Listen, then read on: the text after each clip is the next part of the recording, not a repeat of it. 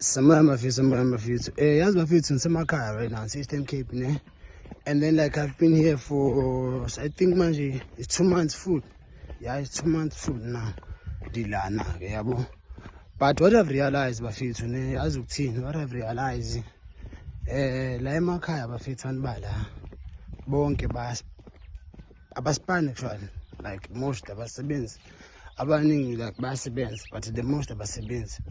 And nje bengasebenzi, so like ayikho into abazimisele ngayo, you understand? But avuka umuntu ahlale ngaphandle agcame ilanga mamela music, abafuna ispan, like abafuna ba creative, like babheke government, like they want to government like abenzele yonke into, yebo leyo nto, because like potential like umdala lana uthola i-grant, like there's this man uyitholayo, yabo. And then mawuntombazana wamitha, and then you get money, you understand? Mawudisable, and then you get money. So abantu bala the most abafuna ukusebenza, abanye bahlala nogogo babo because they eat imali kagogo, you understand? They eat imali kagogo, and they're like, uyayazi ukuthi okay, yazi nje ngihlala nogogo, I'm gonna eat imali kagogo, yayibona leyo nto, I'm gonna eat imali kagogo. So akafuna umsebenzi, uzohlala adla imali kagogo ngelanga lepay bagcwale town, and then kudliwe yonke la mali, and then thenga igrocery.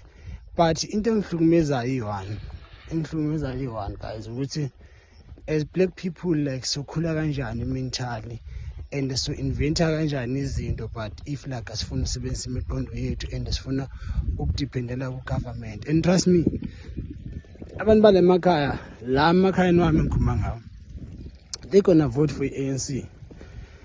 Trust me, they're gonna vote for ANC because ANC ibanika ama-RDP, yabanikeza ama-toilet, yabanikeza ile-grant abayiholayo. So yabona ukuthi lani laba like they always become ama-beggars we-politicians, so they will never leave ANC no matter what. Noma thina like emagoli singakhala sithini, but abantu bala they will never change, guys. They will never change. Like bazinikezele life abayiphilayo la.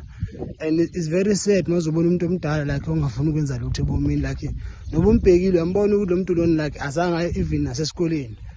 I'm not saying isikolo sibalulekile, but I'm saying ukuthi sometimes ezinye izinto you need ukuthi ukhiphe umqondo wakho, ukwazi ukuthi ube creative, ukwazi ukuthi ube align nomhlaba. But bona abanayo riding there. And it's very crazy because me, I'm used to work, I'm used to always be on the street. Even though like I'm like Makai, I always do the same.